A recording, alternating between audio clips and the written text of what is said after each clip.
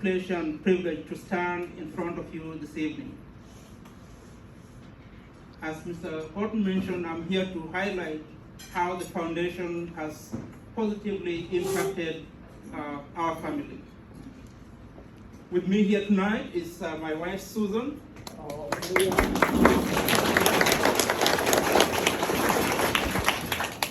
And maybe just a little background as to how the whole thing happened that we are here this evening. I was born in a small village in the western part of Kenya that you'll struggle to find in any map. I went to an elementary school and middle school where there was no running water, no paved roads, no electricity. Somehow I made it out of there and I went to a high school that was a little bit further away from there. After graduating high school, I was supposed to go to a college or university in Kenya, but due to the limited public university opportunities, I was not able to get in because it was more of a lottery system. Somehow I was so determined that I wanted to get out of there. And I started, unbeknownst to my parents, to apply for schools, colleges, universities outside of Kenya. I did start sending out these applications and I was accepted to one of the colleges in London. When I presented the acceptance letter to my parents, and my dad literally just laughed at me and said, "No way, we can't afford it." I was so determined that I said, we pull the resources, just like we are doing in this room in a totally different time, anything is possible. So I convinced my dad that we can maybe hold a fundraiser and invite other people to contribute for me to be able to go and study overseas.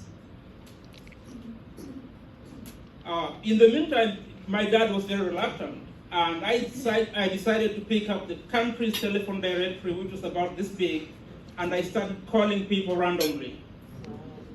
I picked out names that I thought belonged to CEOs like Mr. Lavender or anyone.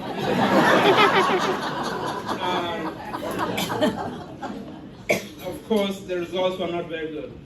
I followed up with writing letters and sending him in the mail. I also wrote to all the top hotels in the country. I only got one response from one and said, "Sorry, we don't know what you're talking about or what this program is, but good luck."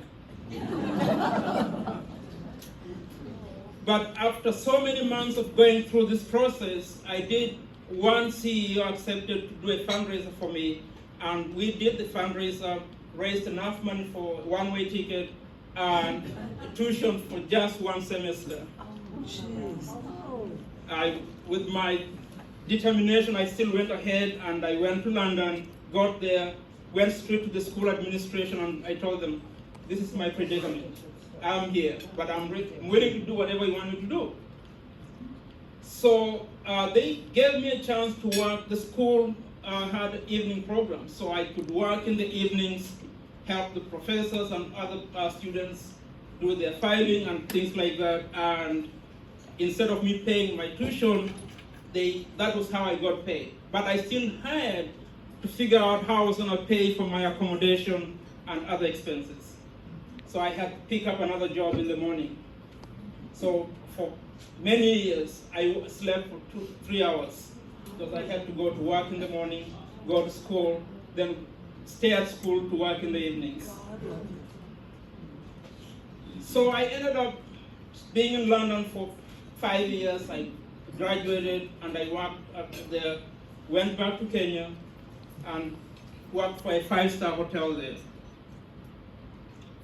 While I was working in Kenya, I also got a chance to go to work in our sister hotel, which was in Busan, South Korea.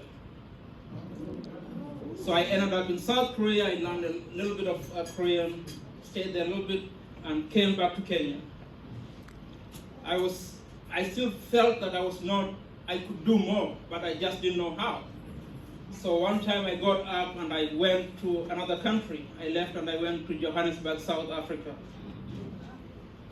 I lived there for 5 years, worked there 5 years, and prior to me emigrating to the United States in 2004, that's where I was. Fast forward, I joined the Moorings Park dining team in 2009. Now, back to why we're here. My wife had joined Moorings Park in 2008 as a home health aide working at Orchid Terrace. So she worked there and she decided also to go to, now before that she was working in Kenya as a chef. When she came here, she switched to the culinary side, and when she was doing that, she started working as a home health aide at Orchid Terrace. Then she started going to Lorenzo Walker Technical Institute to do her LPM.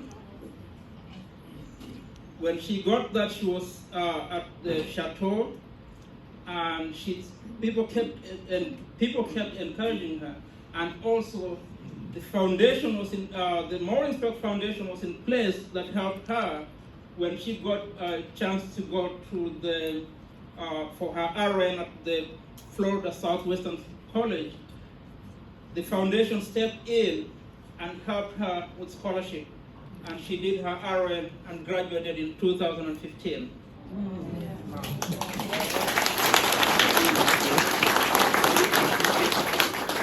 She wasn't quite done.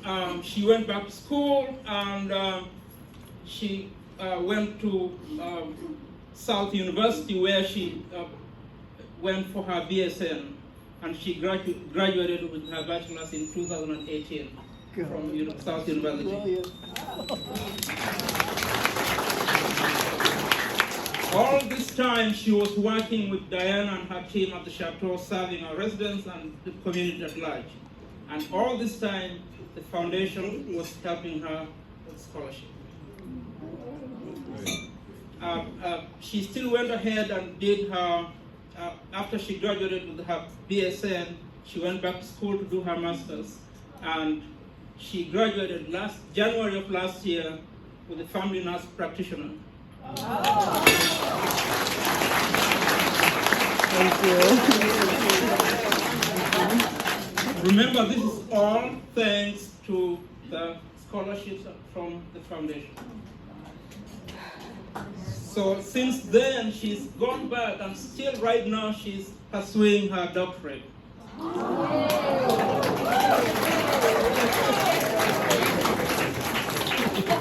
So with that being said, the foundation and scholarship has helped my wife have multiple titles. She also teaches students at NCH, students from the Florida Southwestern College. She has some of our residents have been her patients, and she's helping the whole community. But the most important thing, she is still mom to our kids. She's my wife. She's doctor to some of her patients, and she is also professor to her students. Thank you very much.